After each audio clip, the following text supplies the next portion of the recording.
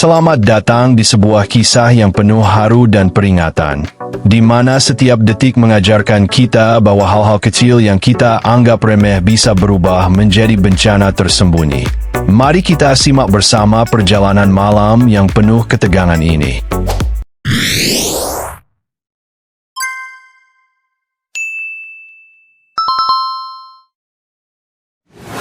Malam itu, di sebuah desa kecil di Turki, angin dingin berhembus menembus celah-celah rumah batu tua. Tiupan angin menusuk hingga ke tulang, membuat jendela kayu tua berderit perlahan. Api di perapian mulai meredup, hanya menyisakan bara merah yang berkedip-kedip dalam kegelapan. Di dalam kamar kecil yang remang, seorang wanita tua bernama Nenek Zainab terbaring meringkuk di atas tempat tidurnya. Usianya sudah 92 tahun, tubuhnya kurus dan lemah. Namun malam itu, penderitaannya lebih dari sekadar lelah karena usia. Perutnya terasa melilit, seolah ada batu besar yang menekan dari dalam. Keringat dingin mengalir di pelipisnya, napasnya tersengal, dan dadanya naik turun tak beraturan. Matanya terpejam rapat, berusaha menahan rasa sakit yang semakin menyiksa. "Aduh, sakit sekali," kata Nenek Zainab dengan suara gemetar, hampir tak terdengar di tengah keheningan malam. Setiap gerak tubuhnya justru menambah perih yang menyiksanya. Perutnya seperti diremas oleh tangan tak kasat mata, membuatnya hampir menangis. Air mata yang sempat mengalir telah kering, meninggalkan luka yang tak terlihat. Sudah beberapa hari Nenek Zainab merasakan ada yang tidak beres. Setiap kali ia mencoba makan, perutnya terasa penuh dan sesak. Bahkan untuk meneguk air pun, ia harus berjuang, seolah ada sesuatu yang mengganjal di tenggorokannya. Namun malam itu, penderitaannya mencapai puncak. Rasa sakit yang telah lama ia tanggung tiba-tiba meledak. Nenek Zainab menggigit bibirnya, tangannya mencengkeram erat kain selimut lusuh yang sudah menemaninya bertahun-tahun. Tubuhnya mulai gemetar hebat, dan tiba-tiba, sebuah jeritan lirih terlepas dari bibirnya sebelum ia mulai muntah hebat. Tubuhnya tersentak ke depan, isi perutnya bergejolak tanpa ampun. Cairan pahit dan lendir pekat mengotori kasur serta lantai kayu yang dingin. Rasa panas menyebar ke tenggorokannya, menambah sesaknya setiap hembusan napas yang diambilnya. Tak lama kemudian, suara langkah kaki menggema dari ruangan sebelah. "Nenek, ada apa?" teriak seorang wanita muda, cucunya, dengan nada panik. Pintu kamar terbuka dengan keras. Cahaya temaram dari lentera menerangi wajah Nenek Zainab yang kini dipenuhi keringat dan tampak pucat pasi. Anak dan cucunya pun segera menghampiri, wajah mereka dilukiskan ketakutan dan kekhawatiran. "Ibu, bertahanlah, kami akan membawamu ke rumah sakit sekarang juga," seru putranya sambil berusaha mengangkat tubuh lemah Nenek Zainab. Tanpa menunggu lebih lama, mereka menerobos dinginnya malam, melangkah cepat menuju rumah sakit terdekat. Namun, di balik langkah-langkah panik itu, tak seorang pun menyangka bahwa di dalam tubuh Nenek Zainab tersembunyi sesuatu yang jauh lebih mengerikan. Sesampainya di rumah sakit, para perawat dengan sigap membawa Nenek Zainab ke ruang gawat darurat. Suhu tubuhnya melonjak, keringat dingin membasahi wajahnya, dan napasnya tersengal-sengal. Bunyi mesin pemantau jantung mengiringi detik-detik yang begitu menegangkan. Seorang dokter muda segera melakukan pemeriksaan awal. Ia dengan hati-hati menekan perut Nenek Zainab, mendapati kekerasan yang tak seharusnya ada. "Sepertinya ada penyumbatan, kita perlu ronsen segera," serunya, mengantisipasi sesuatu yang tidak biasa. Beberapa menit kemudian, hasil ronsen pun keluar. Seisi ruangan mendadak hening. Seorang perawat yang membawa film ronsen terlihat kebingungan, tangannya sedikit gemetar saat menyerahkannya kepada dokter jaga. "Tunggu, ini apa?" tanya dokter muda itu, matanya melebar penuh keheranan. Di layar, bayangan aneh memenuhi lambung dan usus Nenek Zainab. Puluhan benda keras tersusun rapi, membentuk pola yang tak pernah dibayangkan, seolah ada batu yang bersarang di dalam tubuhnya. Dokter kepala, pria berusia sekitar 50-an dengan wajah tegas, mendekat dan memandang hasil ronsen dengan serius. Ini bukan sekadar masalah pencernaan biasa. Kita harus memindahkannya ke rumah sakit yang lebih besar. Segera siapkan ambulan. Perintahnya dengan nada penuh ketegasan.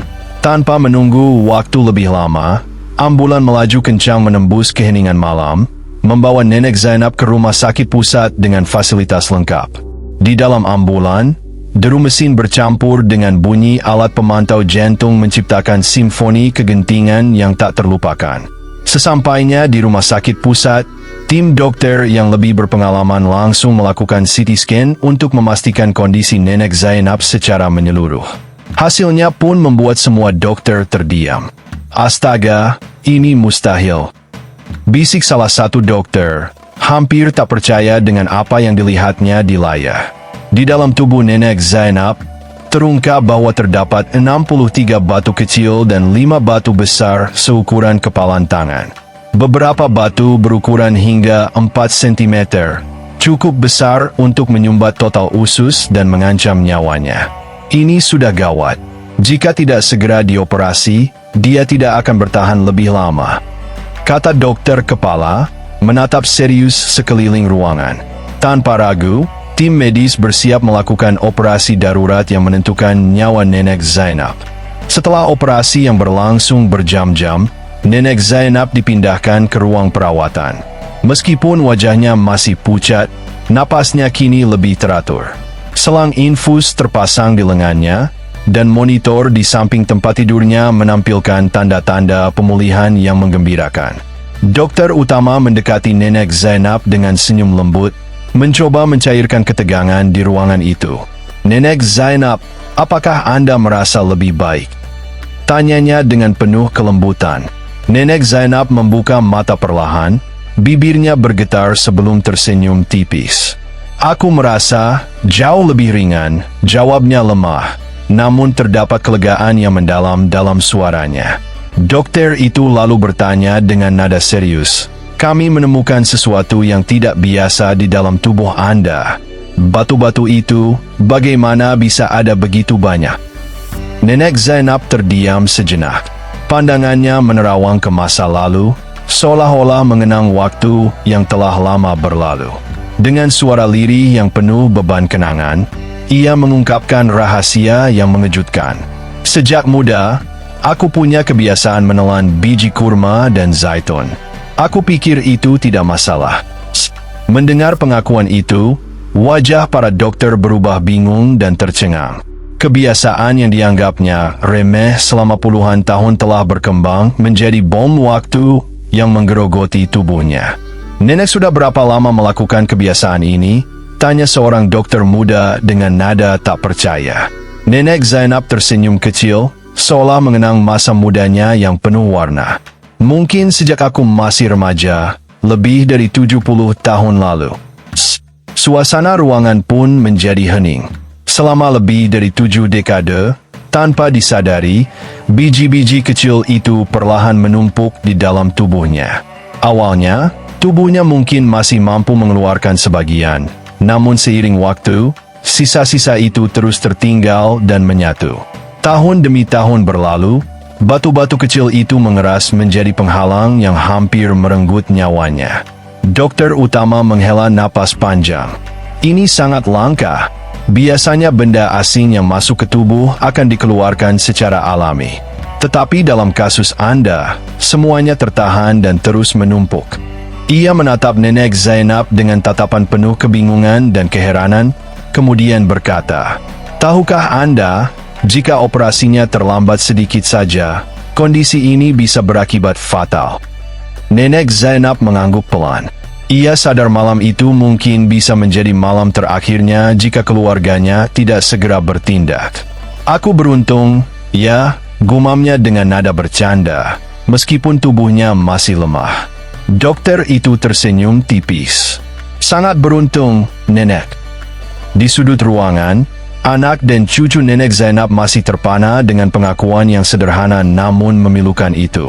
Mereka tidak pernah menyangka bahwa kebiasaan kecil yang dianggap tak berbahaya bisa membawa dampak yang begitu besar. Kisah Nenek Zainab ini bukan hanya sekadar pengalaman mengerikan, tetapi juga sebuah pelajaran berharga bagi kita semua. Ia mengajarkan bahwa hal-hal kecil yang kita anggap sepele dapat terselubung sebagai bencana tersembunyi jika dibiarkan terus-menerus. Bayangkan saja, kebiasaan menelan biji kurma dan zaitun yang dilakukan Nenek Zainab selama puluhan tahun. Awalnya, ia tidak menyadari betapa berbahayanya kebiasaan itu. Namun seiring waktu, biji-biji kecil itu menumpuk, bergabung, dan perlahan berubah menjadi hambatan besar dalam sistem pencernaannya. Apa yang dianggapnya sebagai rutinitas biasa, telah berkembang menjadi ancaman serius yang hampir merenggut nyawanya. Kita semua seringkali lalai menaruh perhatian pada kebiasaan kecil, baik itu pola makan, cara hidup, maupun pikiran yang terus kita anggap remeh.